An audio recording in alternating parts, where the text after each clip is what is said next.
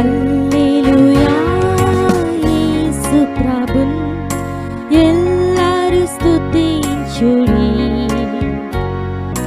వల్లభుని చర్యలను తిలకించి స్తుతించుడి. Praise the Lord. దేవునికి స్తుతి స్తోత్రము కలుగును గాక. చేరువచ్చిన ప్రియులందరికీ కూడా ప్రభు అయిన యేసుక్రీస్తు వారి ప్రశస్తమైన నామములో వందనములు తెలియజేస్తున్నాను. దైవ గ్రంథం బైబిల్ నుండి సామెతల గ్రంథం 20 అధ్యాయము 10వ వచనాన్ని చదువుతున్నాను.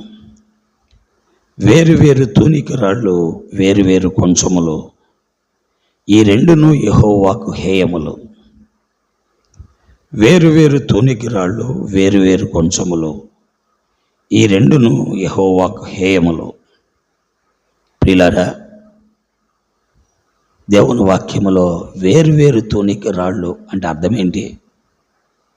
మంచి తూనికరాళ్ళు, చెడ్డ తూనికరాళ్ళు.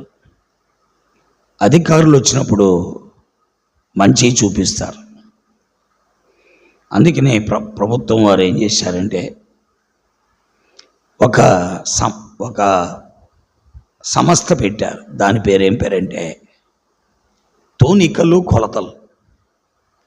ఇంగ్లీష్లో వెయిట్స్ అండ్ మెజర్స్ అనే డిపార్ట్మెంట్ అది. తూనికలు కొలతలు అనేటువంటి ఒక విభాగాన్ని పెట్టారు.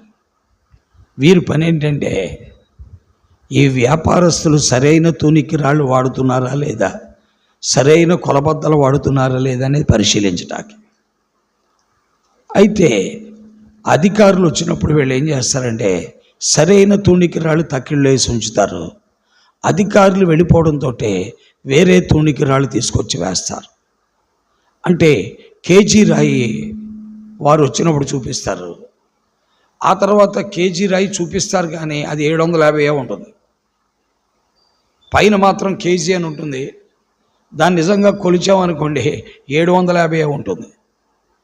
ఇలాగున మోసం చేస్తారు. ఈ ద్వంద్వ వైఖరి చాలా ప్రమాదం. ప్రియులారా, ఒకవేళ నువ్వు మనుషులను మోసం చేయొచ్చు, కానీ దేవుణ్ణి మోసం చేయలేవు. అందుకే దేవుడు అన్నాడు, ఒకడు ఇద్దరు యజమానులకు దాసుడుగా ఉండలేడు. ఒకడు ఇద్దరు యజమానులకు దాసుడుగా ఉండలేడు. ఒకరిని ద్వేషిస్తాడు, ఒకరిని ప్రేమిస్తాడు. కాబట్టి దేవుని వాక్యం ఏంటున్న ప్రియులారా, ప్రభు అయిన యేసుక్రీస్తు వారు ఈ విషయాన్ని మత్తయి సువార్త 6వ అధ్యాయం 24వ వచనంలో చెప్పాడు. ఒక వ్యక్తి ఇద్దరు వ్యక్తులకి దాసులుగా ఉండలేడు. అనగా ఒక వ్యక్తి ఉన్నాడు అనుకోండి, ఒక విద్యార్థి, వాడు చైతన్యలోను ఎన్ఆర్ఐలో కూడా చదవలేడు. చదివితే ఎన్ఆర్ఐలో చదవాలి, లేకపోతే చైతన్యాలో చదవాలి. రెండిట్లో చదవటం అనేది కుదరదు. అలాగే వేరు తూనికరాళ్ళు అనేవి ఉండటానికి వీల్లేదు. ఈ రెండు ఒకవేళ ఎలాంటి పనులు మనం చేసామనుకోండి, ద్వంద్వ స్వభావాన్ని, ద్వంద్వత్వాన్ని మనం కలిగి ఉన్నాం అనుకోండి, దేవుడు నిన్ను అసహించుకుంటాడు. దేవుడికి నీవంటే అసహ్యం ఏర్పడుద్ది. ఆలోచించుకో. దేవుడికి నువ్వు ఇష్టడుగా ఉండాలంటే యథార్థవంతుడిగా ఉండాలి. దేవుడికి నువ్వు ఇష్టడుగా ఉండాలంటే యథార్థమైన జీవితాన్ని కలిగి ఉండాలి. దేవుని వాక్యంలో మనం చూస్తాం, ఎంతో స్పష్టంగా మనం గమనిస్తున్న సత్యం అదే.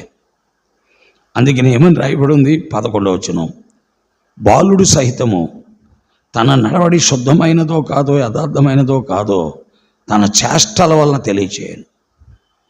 ఒకని క్రియలే వాడి భక్తిపరుడా, భక్తిహీనుడా? ఒకని క్రియలే వాడు పరిశుద్ధుడా, అపవిత్రుడా? ఒకని క్రియలు వాడు యథార్థవంతుడా, నకిలీవాడా అనేది తెలియజేస్తుంది. కాబట్టి ప్రియులారా, మన జీవితాల్లో జ్ఞానము కలిగి దేవుడు మనల్ని చూస్తున్నాడనే భయముతో, దేవునికి భయపడుతూ, దేవునికి లోబడుతూ, దేవుని మహిమార్థమై మనము జీవించవలసిన వారు. దేవుడి మాటలు మన మధ్యలో దీవించి మన గ్రహింపులోకి తెచ్చి ఆయన్ని వెంబడించినట్లుగా సహాయము చేయనుగాక. ఆమేన్. ప్రేమ కలిగిన మా తండ్రి, పరిశుద్ధుడు అయిన నమ్మకమైన మా దేవా, నీ ఘనమైన నామం కొరకు వందనాలు.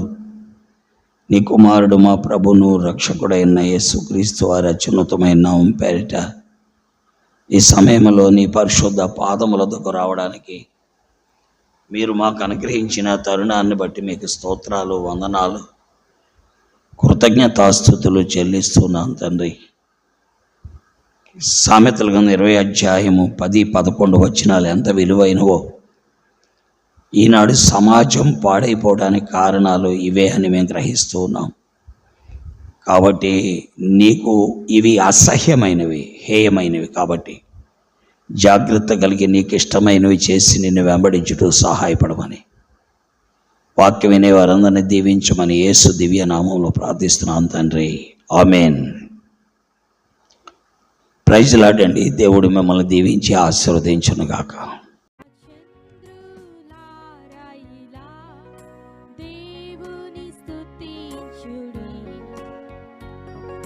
హృదయమును వెలిగించిన యేసుని స్తుతించుడి.